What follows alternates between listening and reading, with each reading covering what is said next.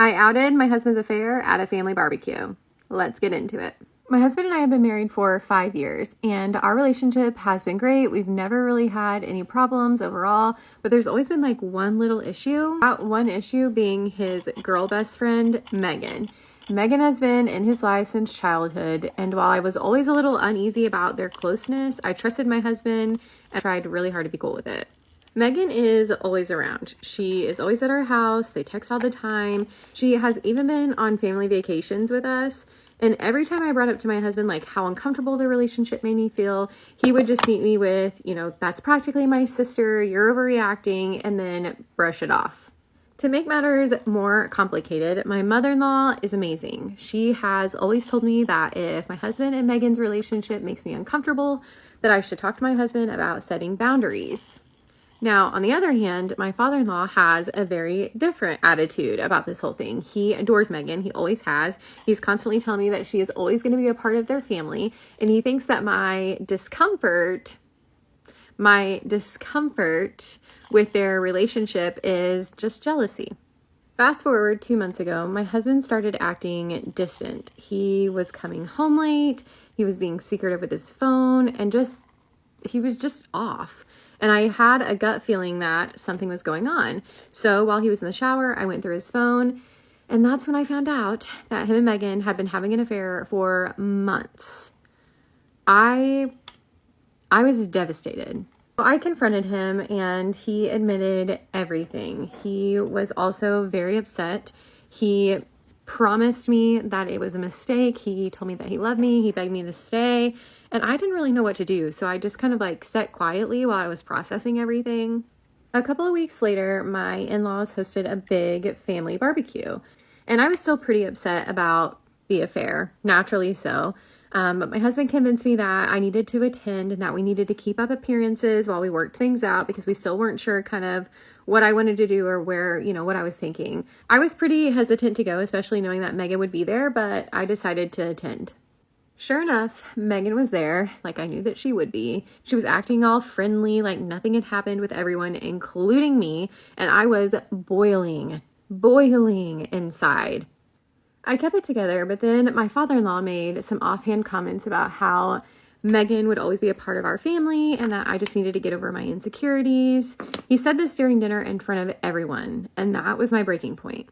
I was furious, so I stood up, I looked him dead in the eyes, and I said, you know what? I would just get over it if she wasn't sleeping with my husband. The entire table went silent.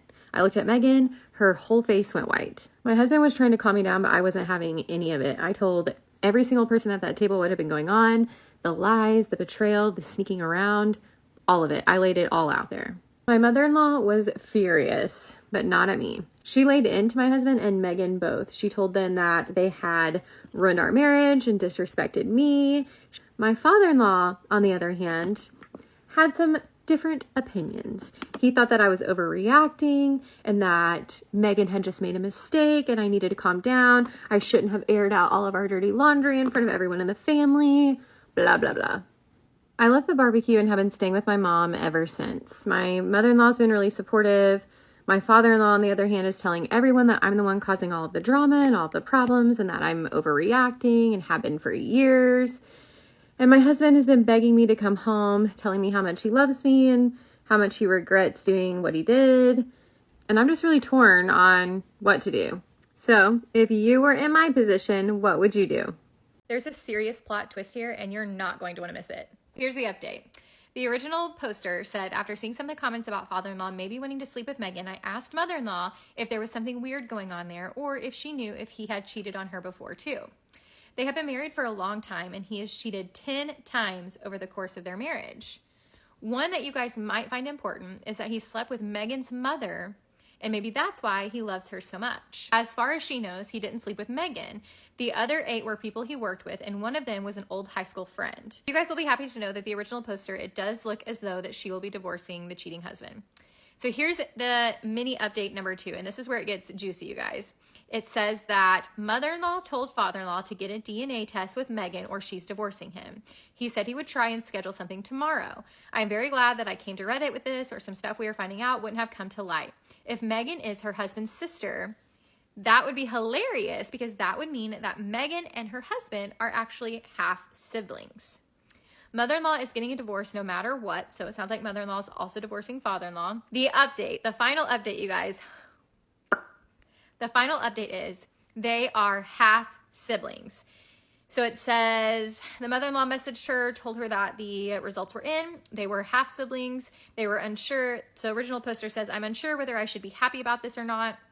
Experiencing this has been super painful, and now knowing that they're related just seems kind of weird to me. I literally got cheated on with his half sister. My father-in-law claims he had no idea, and my mother-in-law is waiting for a reply from Megan's mom. Megan is crushed that they can't get married, and my soon-to-be ex-husband is disgusted. According to Megan, they made a mutual decision to remain together despite any challenges they may face. On a different note, my ex-husband has been reaching out to me frequently, expressing his desire to rekindle our relationship and suggesting that we should get back together. Ugh. So tell me in the comments below, was this the update that you expected? I got a bride arrested on her wedding day. Am I in the wrong? Because I don't think so.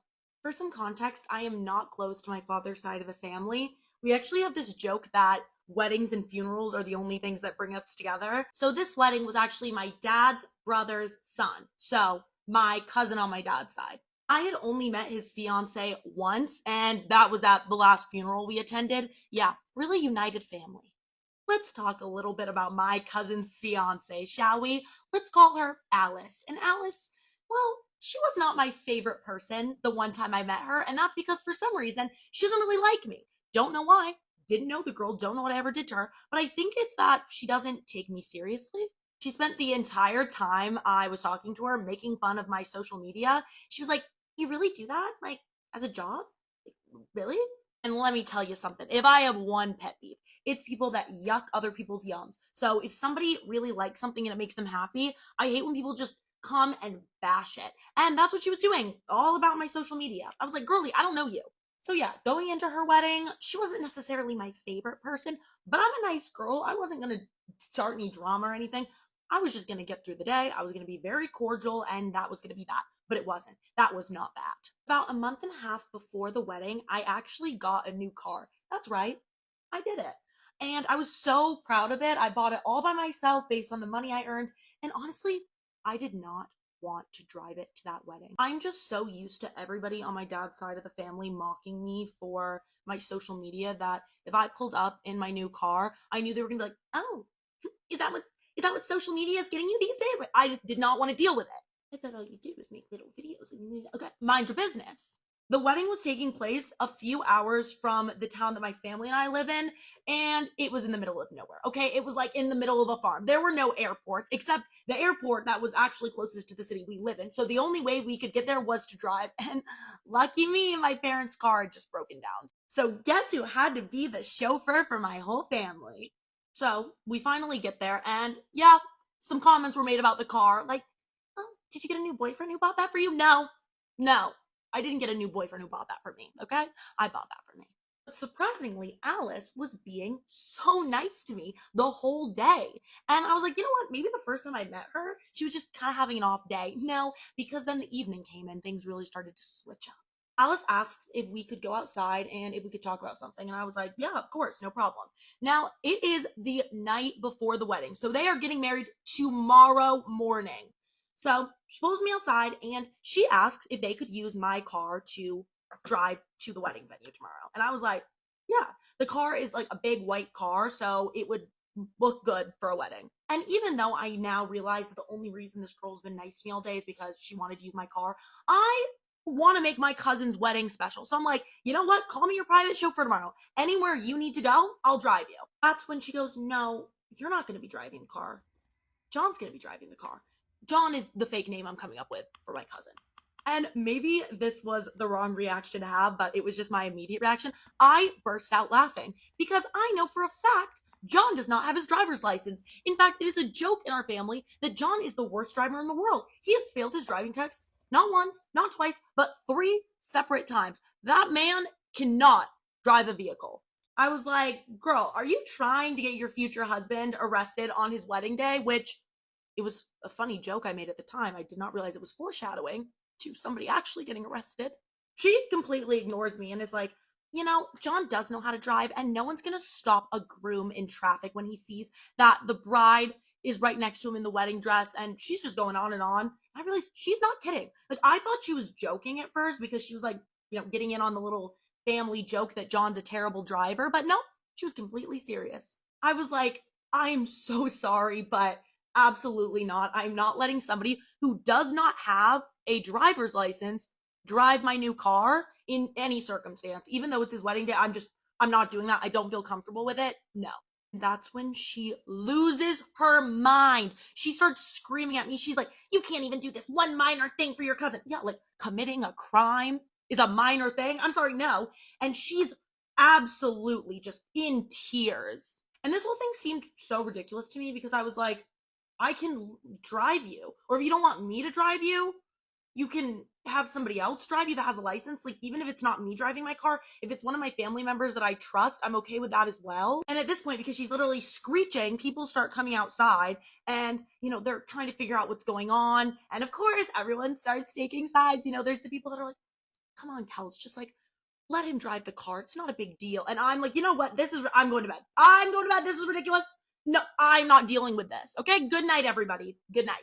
And on my way inside, I feel something just hit me in the back. She threw a beer can at me.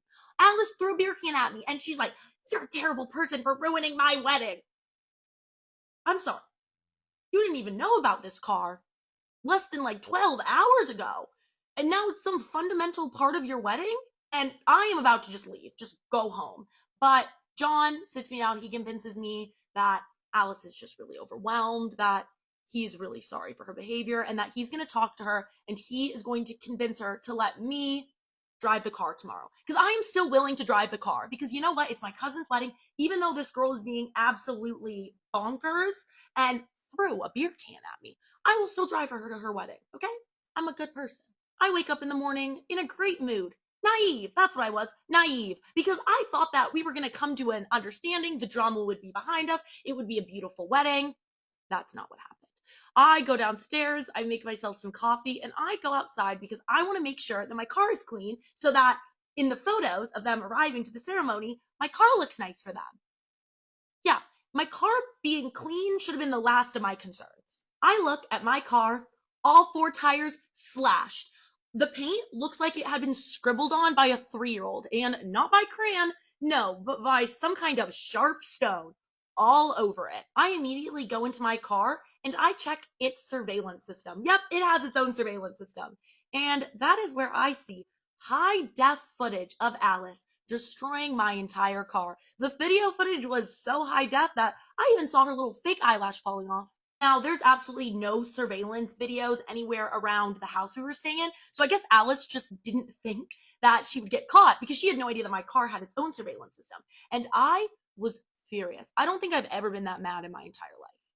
And at that point, I didn't care that it was her wedding day. I called up one of my old friends from high school that happened to be a police officer now, and I told him about the entire situation. My friend said, "Yeah, Kelsey, you have more than enough evidence to get that girl arrested for vandalism." And I said, "Great. How soon can you be here?" An hour later, there he was, my friend, ready to arrest Alice on her wedding day. And she did not go quietly. She was kicking and screaming, and she threw a rock at my car as she was leaving. Even more evidence.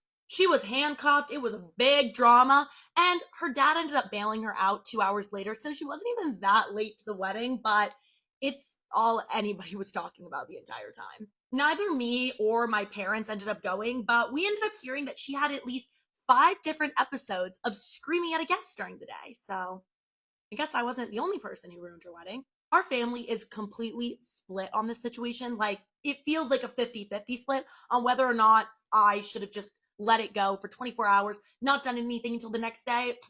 No, okay? She knew what she was doing. She made that choice. She has to live with the consequences. That's not my problem. But we do have another family wedding coming up soon, and yeah, I'm going to have to be face to face with Alice again. Not looking forward to that one. Am I the asshole for not wanting to host Christmas after the family stole all the Thanksgiving leftovers? All the leftovers? So y'all didn't have no turkey sandwiches this morning? Absolutely not. I'd be furious. My husband and I hosted the family for Thanksgiving. We made 2 turkeys, a ham, 20 pounds of mashed potatoes, 2 pans of dressing, sweet potato casserole, the full Thanksgiving menu. My in-laws always bring a ton of desserts, trays of cookies, pies, rolls, etc. It does help us out so much. We had a lovely evening. Good food, good drink, good company. Later in the evening, when people were packing up to go, my husband had bought some plastic leftover containers for this moment. He said, "Help yourselves to some leftovers." We then went back into the front room to continue socializing. I was pretty tired, and I put my feet up until it was time to walk everyone out. I looked into the kitchen and saw that the food on the island and the table was put away, so I went to bed. The next morning, I woke up starving, dreaming of turkey and mashed potatoes and gravy. Oh, I know you was hot. Oh, I know you were mad. Y'all know how it is when your mouth is just ready for food that you are positive is in the refrigerator, and then you get there and it's not. Oh no, girl. The way I would have flipped the whole motherfucking refrigerator over. The whole goddamn dining room table. Oh, I know you were mad. First thing in the morning, too. I'm so sorry. The big back in me is in pain for you. I opened the fridge and stood there in shock. It was empty, except for a bag of turkey wings and a half a bag of dressing. I thought there had been some mistake, and I went to check the fridge in the garage. Nothing there either. I sat in shock, trying to comprehend what had happened to all of that food.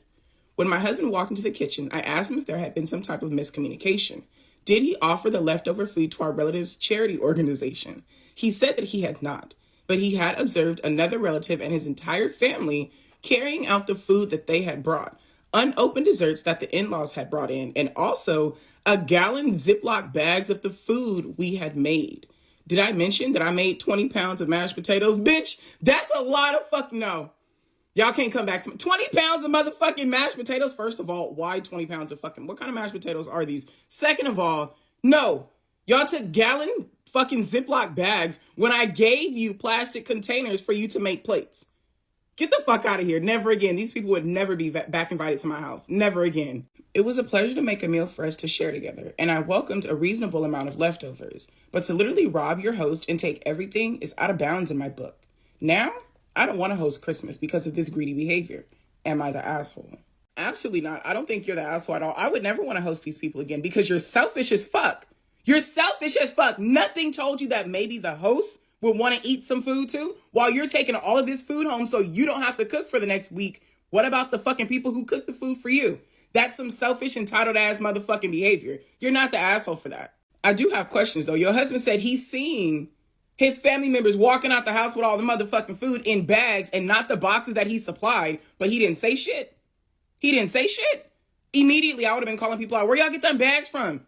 Did y'all come here with the Ziploc bags? Y'all came to the house with the intention to gallon up all the food? Immediately would have called them the fuck out.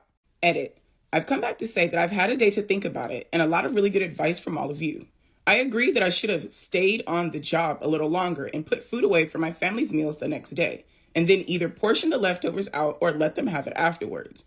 I clocked out early and that's my own fault. I disagree with that. Personally, I do disagree with that because in my family, no one has to stand in the fucking kitchen and guard dog the fucking food because none of us would ever consider taking more than what the fuck we need. None of us would ever consider putting a gallon bag worth of fucking mashed potatoes and walking out of the house. So I completely understand why Opie did not assume that she needed to do that. I hosted Thanksgiving this year, and you know what the fuck I did after everybody left? Put up my motherfucking leftovers because nobody felt the need to go through and take everything.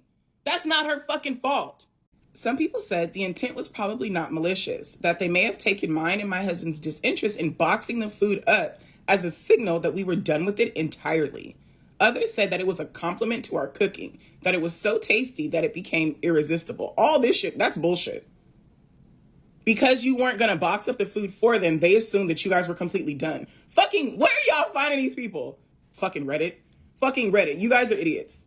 You're idiots. Because you didn't stand there and dish out everybody's food, that meant you were done with it completely? What? A lot of you have been through something similar or worse. Food removed from funerals and weddings, and you just made adjustments on how you handle things. I think that's what I'll do. Follow through and put up the part I want to keep before enjoying the festivities. That way, everyone has a good time and we get a second plate the next day. I may also host Christmas, but it'll be more of a potluck situation.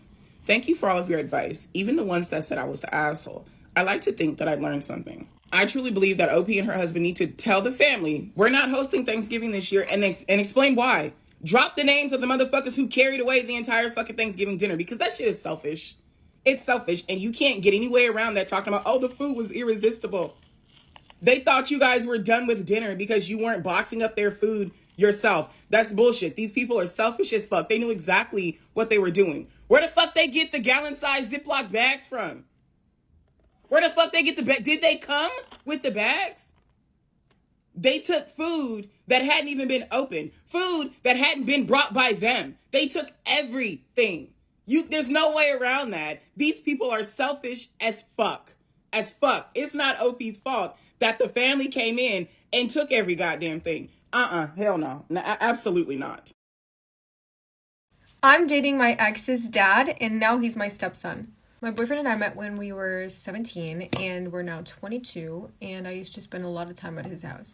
He's lived alone with his dad for as long as I've known him. I just want to make it clear that I never noticed any weird vibes when I was 17 when I met him. This only started when I was around like 20. His dad is 37, by the way, and I progressively started to stay at his house a little bit longer because I was having issues in my house. And I mean, his dad is pretty good looking. I don't know, I can't explain. I just started feeling more.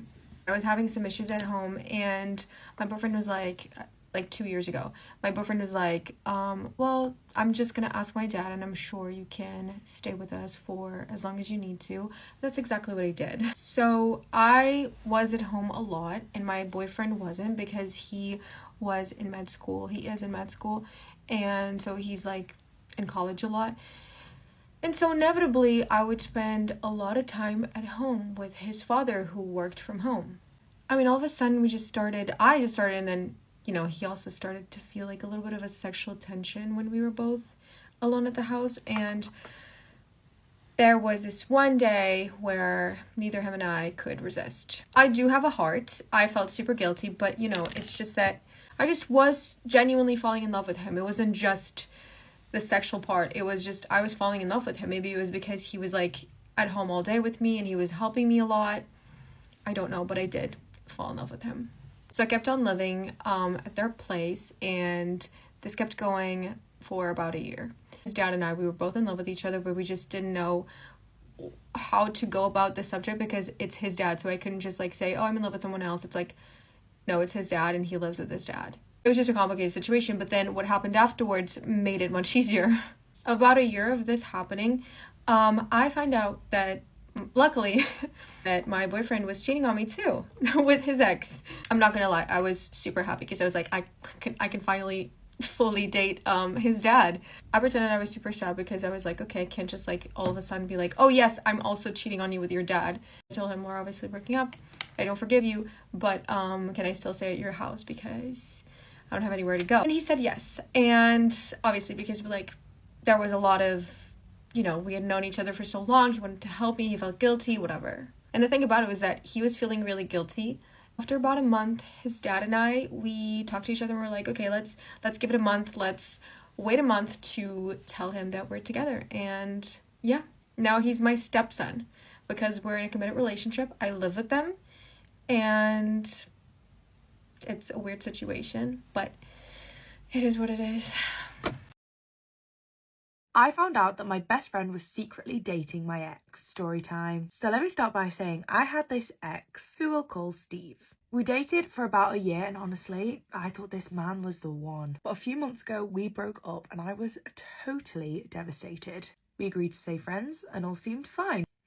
So then we have another character. Let me introduce you to Amy. Amy and I were inseparable. We shared secrets, clothes, Netflix passwords. She was so supportive of this breakup, and she told me that she had never liked Steve as my boyfriend. She eventually started seeing this boy and she would just always be busy with him. I didn't think too much of it. But because Amy was always busy with this boy, I started to get closer with my other friends, and every time I would post a picture on social media with them, I'd then see that Amy had gone on Steve's profile and liked a picture from I just threw my bronzer. No. I would then see that Amy had liked a picture on Steve's profile that was from literally months to years ago. And I honestly think she was just doing it to spite me. Maybe she was jealous that I had other friends. But one day I decided to text her and I was like, hi babe, is everything okay? You've been acting kind of weird lately. She was like, yeah, fine, just super busy with work. And I tried to let it go, but just something was not sitting right with me. A few weeks later, I'm at this party. Steve is also there. The first time I've seen Steve since the breakup. We exchanged the most awkward pleasantries. And then later on in the night, I see Steve and Amy talking with each other. And I don't mean like just talking, I mean talking up close and personal. Something in my gut just dropped sick to my stomach. Got a bit of liquid courage in me, so I went over to them. This is how it went down. They were like, yeah. They both froze. Now, Amy was the first to speak. Amy having something to say. Wow, didn't see that coming. She's like, oh, we were just catching up. Did I ask? Steve just stood there looking super guilty. And that's when it clicked for me. The boy that Amy had started to see was Steve. They were together. Woohoo! Great for them. So that was when I was just like, so you guys are seeing each other then? Amy's face literally went so pale. And that's when Stevie boy decides to join the conversation finally. It's like, we didn't want to hurt you. Shut up, Steve. Shut up. He's like, it just kind of happened. No, it didn't. I was beyond pissed, right? Now listen, I get it. Me and Steve weren't together anymore. I still feel like there's some sort of girl code within that. Now they are both texting me non-stop, telling me how sorry they are. Steve and Amy both want some sort of forgiveness here. So what do you think? Do I forgive or is a snake a snake?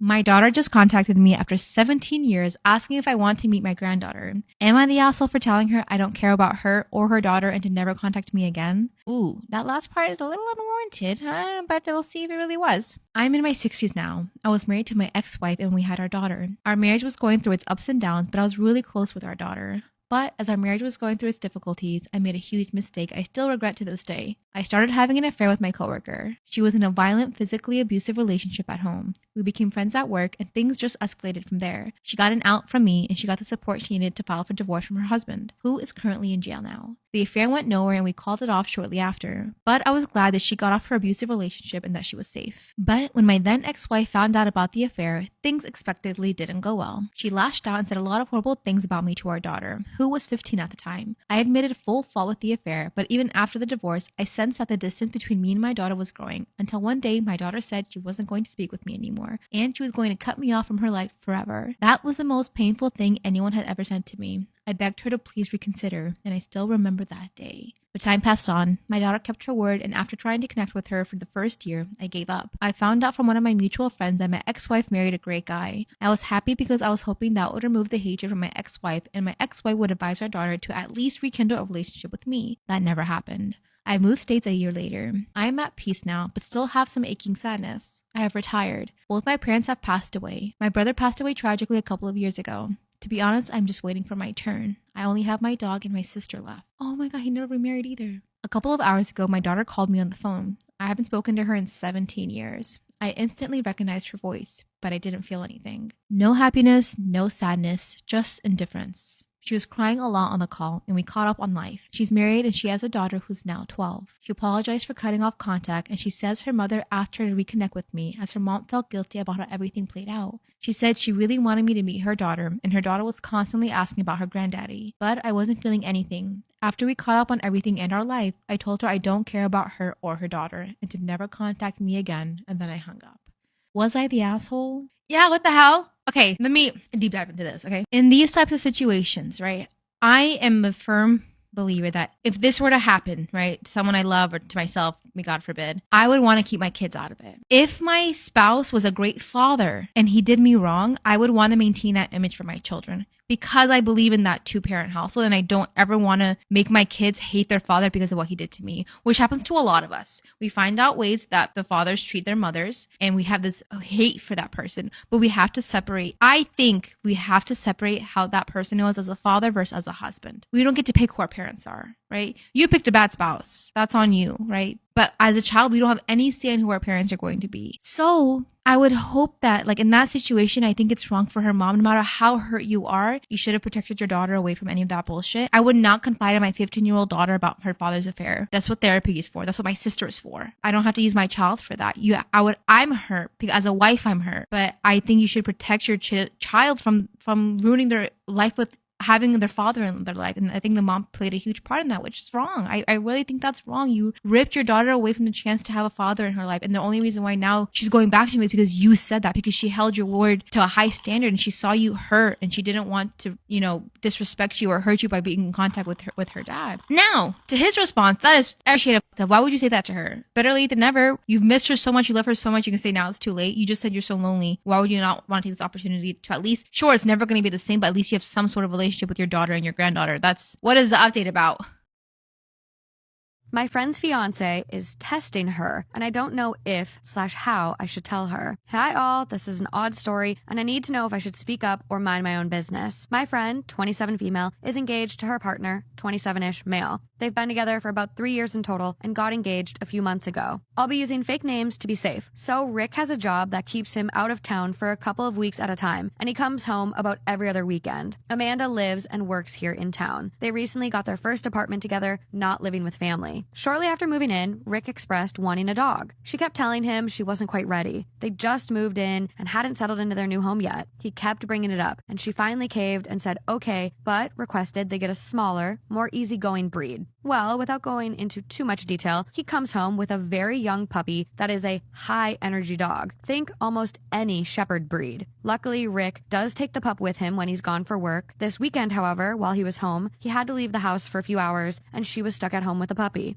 My partner and I stopped in for a visit. I got to meet the pup for the first time, and he is a little sweetie. But, like all pups in the velociraptor stage, he's a bit of a terror. Poor Amanda was exhausted and overwhelmed. While my partner was out of the room, she expressed to me that she loves Rick and she loved the pup, but she felt so drained and overstimulated. She said she was annoyed that her wishes on the type of dog was overlooked, and it bothered her. I offered that auntie and uncle, my partner and I, would happily puppy sit from time to time, or even just take the pup on walks if that would help. About an hour later, Rick, her fiance, comes home, and we are all sitting in the living room visiting. Amanda gets up to take the puppy outside to go potty, and after she leaves, Rick opens up to my partner and I. I can't remember word for word what was said, but he asked if he could talk to us, and I said, of course. He goes on to tell us that he picked out the puppy he did as a way to test Amanda, to see what kind of mother she would be. He said it was a, quote, old-timer's way of testing a woman. I expressed that I didn't think this was a fair comparison. I have 3 dogs and 0 kids. I love my dogs like my children, but if I were to have a child, my love for my child would be vastly different than my love for my fur babies. It's a different kind of love. I also asked him, quote, well, are you trying to have children right now? You guys still have plenty of time to settle and get where you need to be before having kids. He replied saying he wanted a family. I understand wanting things, ... but I also feel like you should want to do it right, especially if it involves children. My partner and I don't want kids personally, but if we did, we wouldn't want them right now, as we definitely aren't ready. And we want them to have the best life. Rick seems to think he is ready for this right now. But from an outside eye looking in, he didn't listen to his fiance's boundaries when picking out a dog. He's testing her abilities to be a mother behind her back. And that's the other thing. While talking to my partner and I about it, he almost seemed to be belittling her ability to handle a crazy puppy. Like, that is your partner. This is the woman you claim to love and want to marry, but you are thinking about all of this when she has expressed to you that she wants to do these things but isn't ready yet? Sorry, I'm just rambling. Anyways, after we left to go home, my partner was the first to speak up to me. He said he didn't like how Rick talked about Amanda and how he was testing her to see how she would handle a kid. He and I both want to say something to Amanda, but we don't know if we should. And if the answer is yes, we should, we don't know how. Also, sorry, other side note, Rick wants kids and to have a family, but he's gone for like 2 weeks at a time. Like, how is that fair to Amanda? I told my partner if that happens, then auntie, me, is stepping up to the plate, lol. I'll get over my fear of babies real quick. Anyways, sorry, had to make a small joke to make myself feel better. Any advice is appreciated. We aren't sure how to proceed. I will also fully admit Amanda is my girl. She's a really good friend of mine and my partner, so there is a chance we might be a little ...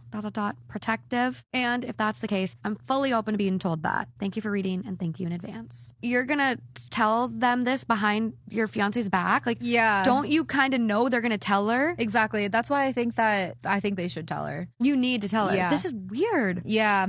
Well, we have an update. So overwhelmingly, the answer is to tell Amanda, and that's what I thought the answer was, but I just need to be sure. I'm going to be seeing her later this week, and I will talk to her then. I keep seeing a lot of, you're not a very good friend. If you have any doubt, you should tell her, and I want to clarify a couple of things about that. One, I was in an extremely abusive relationship, and when other loved ones told me I should leave and he wasn't good for me, I clung to him more and distanced myself from those trying to help me. I'm scared of doing that to Amanda. Two, I had another friend whose husband was total trash. I fought tooth and nail to try to help her out of the situation, even offered for her and her daughter to come live with me. Eventually, her husband made her block me. They are now divorced, but I'm still blocked and can't check in on my friend. I think about her often and wish her well, so I'm also scared of losing Amanda. Three, sometimes because of my past, I can see a situation and think it's abuse when it's really not. I can overreact. I really just needed to make sure that wasn't the case here. Update 2. Amanda and I talked. I took a lot of advice from the comments. I started by saying up front that if I'm overstepping or I'm wrong in any way, please just tell me and I will drop it. I then proceeded to tell her, the other day, Rick said something to partner and I, and if you're open to hearing it, I want to give you the option to hear it. Personally, if the shoe was on the other foot, I would want to know. Paraphrasing, it's hard to remember a conversation word for word, but I then told her what he said. I kept it very matter of fact. She asked to know more, so I told her as much as I could remember to be fact. After crying with each other as I was scared of losing a friend, we both told each other that we are stuck with each other for life, LOL. She said she understood that I was only coming from a place of love and I'd never do anything to hurt her. She also thanked me for being honest. I did tell her about the Reddit post and I shared the link to her. She read it and some of your comments. I would like to correct an earlier statement I did make. He would find a different job when/if they have kids. That is something they did agree on, and I was incorrect in that. I apologized for being wrong and told her that based on previous conversations, I was under a different impression. She understood, and I'm taking accountability in admitting I was wrong on that detail. She knows no matter what happens, good, bad, ugly, my partner and I are here in her corner and always will be. I can't say for certain what life has in store for her, but I can say that our friendship is just as strong. Thank you again to everyone who was kind and helped me navigate the situation as best as possible. There is a comment from someone that OP responded to. I'd like to know if they are still together. Currently, yes, they are.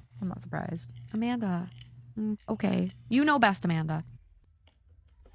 My sister named her new puppy my baby name that I've had picked out since I was a teenager, and now I'm not going to her wedding. Let's get into it.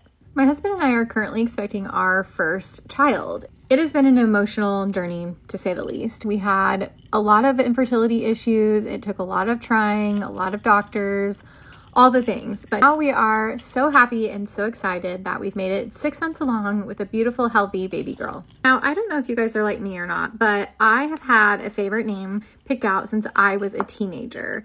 It's Lila, and I love that name. I've always talked about that name and how I wanted to say that name for a little girl one day. Hopefully, I never knew I was going to go through infertility problems, but I've always had that name picked out for my daughter. My whole family knew because I talked about it so much and how much I love the name. My whole family knew that that was my name. This name also has special meaning to me though, because it was my grandmother who's already passed away. Her name was Delilah. And so I felt like Lila was kind of short for her name and a way for me to honor her. Now, my husband loves this name too, Lila. And so we decided pretty early on after finding out that we were pregnant and we were healthy and it was a little girl, we had decided that we would name her Lila. I've always loved the name. My husband loved it. It was perfect. Sister Emma got a golden retriever puppy. Now, we were all super excited for her. She has always been an animal lover. And so everyone was really excited that she finally got her own dog. So one night she invites us all over so she can introduce us to her new puppy. And when we all get there, she just casually says, "This is Lila." At first, I thought she was joking. I even laughed and said, "No way, Emma, that's my baby name." And she just kind of shrugged and was like, "It's a name, not a copyright." I was honestly stunned. All she kept saying is, "It's a cute name for a dog, not a human." And my feelings were really hurt, but I was trying not to make a big scene. She was excited about her new puppy. I was visibly upset, but I was just trying to woosah for a moment. As time went on, the whole family was referring to Emma's dog as Lila. It kind of became like the default association. So a few weeks ago at my baby shower, I was talking to a family member and we were talking about the nursery. And when I mentioned that I put her name on the wall, I casually said, I need to put Lila's name on the wall. And this is kind of how I want it. And my aunt laughed at me and she said, "You're not naming your daughter after Emma's dog, right?" I felt humiliated. I tried to brush it off, but the more and more I thought about it, the more my feelings got hurt. And so I finally decided I needed to be an adult and sit Emma down and have a conversation with her. So I sat her down and I told her, I was like, "Look, I've loved this name. It's my way to honor grandma. I have always wanted this name. And I've said that. I've been very vocal about it. And my feelings are hurt that you've named your dog Lila." I told her how important it was to me and all the reasons why it was important to me, especially after everything we had been through and trying to even get pregnant and have this baby, and then to have our name that we've had picked out kind of stolen from us.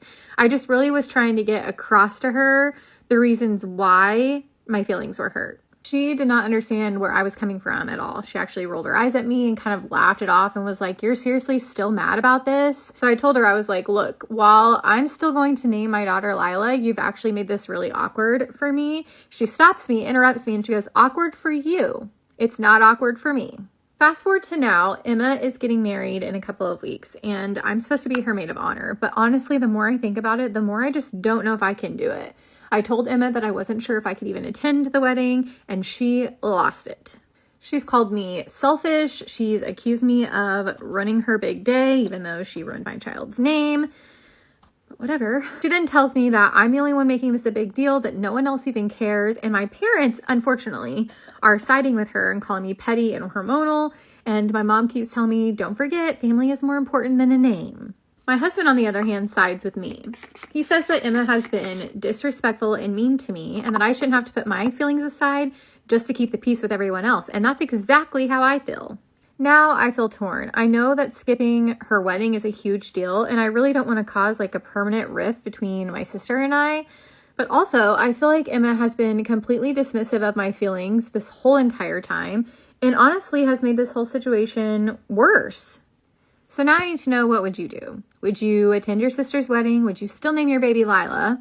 Would you change your baby's name? Or do you think I'm being crazy? Or do you think that I'm valid in my feelings and I'm fine to not go to the wedding and still name my baby Lila? My boyfriend says that he will still make me split the bills evenly, even if he's making $300,000 a year and I'm making $50K. Right now, my boyfriend of 10 years makes $115,000 a year while I make $47,000 a year, and we split the bills completely even except for a $37 discount because I clean 1 hour per week extra and he takes that discount out for that. I've been doing some thinking and I feel like it would be better if it were more proportional and that way we could both live a similar lifestyle. I have been going to food banks to be able to afford to live in Seattle because the rent is so high here and we only live here because it gives him access to a high-paying tech job and his family and friends are around. Mind you, I have no friends here and my family lives states away. My rent is $1,600 and that's after the discount for house cleaning. That is so financially irresponsible of me to have that high of a rent given my income. And we split the rest of the bills and the utilities and things like that right down the middle. We are already living such a different lifestyle from each other. He spends hundreds of dollars a month on a gym membership and that's just literally not in my budget at all. As a hypothetical, I asked him if he were making $300,000 a year, would he still make me split the bills evenly? And he said yes. He said that he would just take the extra money and retire early. He says, "Why should I just give you the money?" And he justifies that by saying that his job is a lot harder and saying that he works a lot harder and that his job is a lot more stressful than mine. And that's why he makes so much more money. What particularly bothered me is that we recently moved into an apartment that he absolutely hated and he insisted on breaking the lease early because he wanted to move out and move to a different apartment. And I told him that although I also don't really like the apartment, I would prefer to stay because I just could not afford the thousands of extra dollars that I would have to spend in order to break the lease after a month of living there. Well, he said that we have to move because he can just not take it and cannot live there anymore. Yet he's still making me pay the full half of the cost of doing this. I'm just really feeling like he's not being a good partner at all. It really just feels like he's treating me like nothing more than just a roommate, honestly, at this point. And on top of that, I've been wanting to marry him for years and years, and every year that it comes up, he refuses. It just seems like I'm never good enough for him, no matter what I do.